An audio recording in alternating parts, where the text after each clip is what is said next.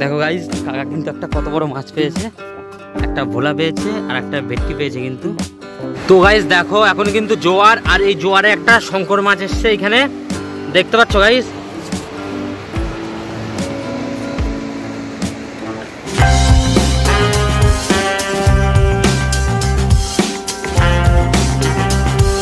বন্ধুরা, তোমরা সবাই কেমন আছো? আশা করছি ভালো আছো। তো আরেকটি নতুন ভিডিওতে তোমাদেরকে স্বাগত। তো আমি আজকে কোথায় চলে এসেছি বন্ধুরা? টাইটেল অ্যান্ড থাম্বনেল দেখে তো তোমরা বুঝেই গেছো আজকে আমি কোথায় চলে এসেছি। হ্যাঁ বন্ধুরা, আজকে আমি চলে এসেছি মন্দারমণি সি বিচে। এই বিচটা কেমন হতে চলেছে তো চলো তোমাদেরকে ঘুরিয়ে দেখাই এই বিচটা কেমন হতে চলেছে। দেখো বন্ধুরা, বালিতে কিন্তু এই ধরনের কাঁকড়া কিন্তু প্রচুর ভর্তি, আর আমি একটা অনেক কষ্ট করে এই কাঁকড়াটা ধরেছি। এই কাঁকড়া যখন ধরতে যাচ্ছি, যে যার গর্তে কিন্তু ঢুকে যাচ্ছে, এইরকম গর্ত করা আছে কাঁকড়াদের, আর যে যার গর্তে কিন্তু ঢুকে যাচ্ছে এইরকম লাল কাঁকড়াগুলো। আর এদিকে বালিতে তাকাও, দেখো চারিদিকে শুধু এখন কাঁকড়া আর কাঁকড়া বেরিয়েছে। দেখো গাইস, এখন কিন্তু পুরোটাই ভাটা, আর দেখো কত দূরে সমুদ্রের জল চলে গেছে। আর এই বিচে কিন্তু এখন এই ধরনের কাঁকড়া কিন্তু প্রচুর বেরিয়েছে, প্রচুর।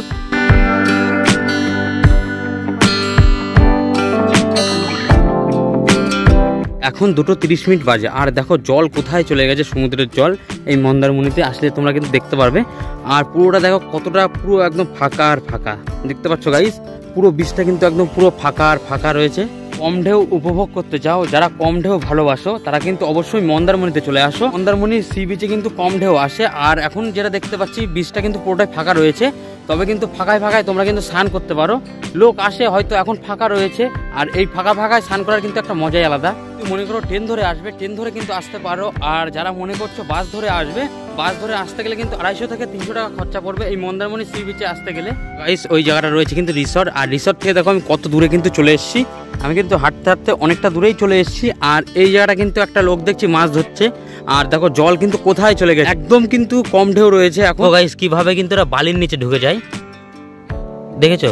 এইভাবে কিন্তু এরা কিন্তু বালির নিচে ঢুকে যায়, কিভাবে বালির নিচে ঢুকে যাচ্ছে দেখো। এই ধরনের কাঁকড়াগুলো কিন্তু এইভাবে কিন্তু বালির নিচে ঢুকে যায়,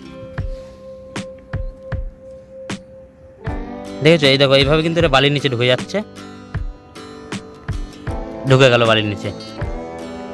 দেখো, আমি একদম সমুদ্রের কাছে চলে এসেছি, আর একদমই কিন্তু এখন কম ঢেউ রয়েছে, দেখতে পাচ্ছ গাইস। একদমই কিন্তু কম ঢেউ রয়েছে, এখন পুরো ভাটা বলে একদম কম ঢেউ রয়েছে। যখন সন্ধ্যেবেলা হলে জোয়ার আসলে তখন কিন্তু খুব বেশি ঢেউ হবে। আর ঢেউটা কিন্তু ওই দেখতে পাচ্ছ পাথর, ওইখানে যে পাথরগুলো রয়েছে ওই পাথর অবধি কিন্তু চলে যাবে ঢেউ, ঢেউ গিয়ে কিন্তু বাড়ি খাবে ওই পাথরের সাথে। আর নৌকা দেখতে পাচ্ছ গাইস, ওখানে একটা নৌকা রয়েছে, আর চারিদিকে কিন্তু সবাই এখন মাছ ধরছে জাল পেতে পেতে। আর এদিকে দেখো জাল পাতা রয়েছে, আর এদিকেও জাল পাতা রয়েছে, এখন কিন্তু সব জাল পেতে পেতে কিন্তু মাছ ধরছে। তবে গাইস, একটা জিনিস ভালো কিন্তু, দেখো এদিকে কিন্তু কোনো পাথর নেই, চারিদিকে তাকিয়ে দেখো কিন্তু কোথাও কিন্তু পাথর নেই। আর আরেকটা জিনিস ভালো সব থেকে আছে, এখানে কিন্তু কোনো চোরাবালির ভয় নেই। আমি অনেকটাই কিন্তু ঘুরে দেখলাম, চোরাবালির কিন্তু কোনো ভয় নেই, আর চারিদিকে কিন্তু কোনো পাথর নেই। দেখো গাইস, লাল কাঁকড়াগুলো কিন্তু কিভাবে বালি তুলছে দেখো, দেখতে পাচ্ছ গাইস, এইভাবে বালি তোলে। আর এইভাবে কিন্তু দেখো চারিদিকে কিন্তু দানা দানা দানা দানা করে রেখে দিয়েছে। আর ওদের গর্ত কিন্তু এই যে এইগুলো হলো ওদের গর্ত, কিন্তু এই যে ছোটো ছোটো গর্ত দেখতে পাচ্ছ, এইটা হলো কিন্তু ওদের গর্ত। এরকম কিন্তু অনেকগুলো গর্ত করা আছে, আর ধরতে গেলে কিন্তু এই গর্তগুলোর মধ্যে কিন্তু তারা ঢুকে যাচ্ছে।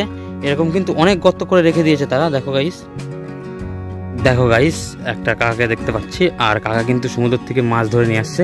তো মাছটা কি মাছ আছে একটুখানি জিজ্ঞাসা করবো, দেখি কি মাছ কাকা এটা? ভেটকি দুটোই? দেখো গাইস, কাকা কিন্তু একটা কত বড় মাছ পেয়েছে, একটা ভোলা পেয়েছে আর একটা ভেটকি পেয়েছে কিন্তু। মন্দারমণিতে আসলে কিন্তু প্রচুর হোটেল রয়েছে, প্রচুর হোটেল। যে কোনো একটা হোটেলে কিন্তু তোমরা থেকে খুব ভালোভাবে কিন্তু এই সমুদ্রের ধারে এসে সমুদ্রটাকে উপভোগ করতে পারো। যে ধারে কিন্তু একটা চায়ের দোকান পাবে, আর এই চায়ের দোকান কিন্তু সপ্তাহে মাত্র 3 দিন খোলে। আর এখানে কিন্তু নানান রকমের মাছ তোমরা পাবে, কিন্তু সেটা কিন্তু ভাজা করে তোমরা কিন্তু চাইলে অর্ডার দিয়ে খেতে পারো। আর এই চায়ের দোকানটা কিন্তু সপ্তাহে মাত্র 3 দিন খোলে, আর এখন তাও কিন্তু বন্ধ রয়েছে।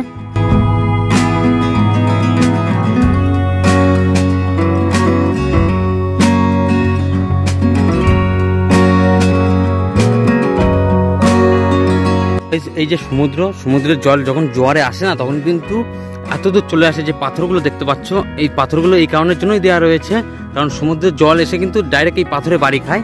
কিছু কিছু হোটেলের সামনে কিন্তু পাথর দেওয়া রয়েছে।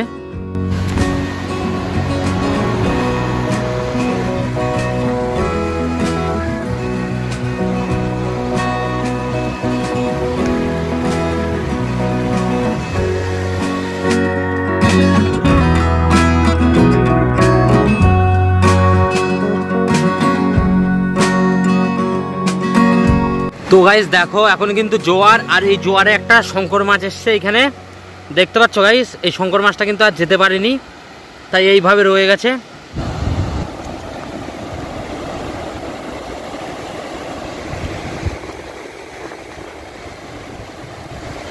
দীঘার মতন এত লোক কিন্তু হয় না এই মন্দারমণিতে, হয়তো ওকেশনে কিছু লোক হয়। আর এখন কিন্তু পুরোটাই ফাঁকা রয়েছে, অনেক দূরে কিন্তু আমি লোক দেখতে পাচ্ছি, অনেকটা দূরে। আর আমি যে জায়গাটা রয়েছি সেই জায়গাটা কিন্তু পুরোটাই এখন ফাঁকা।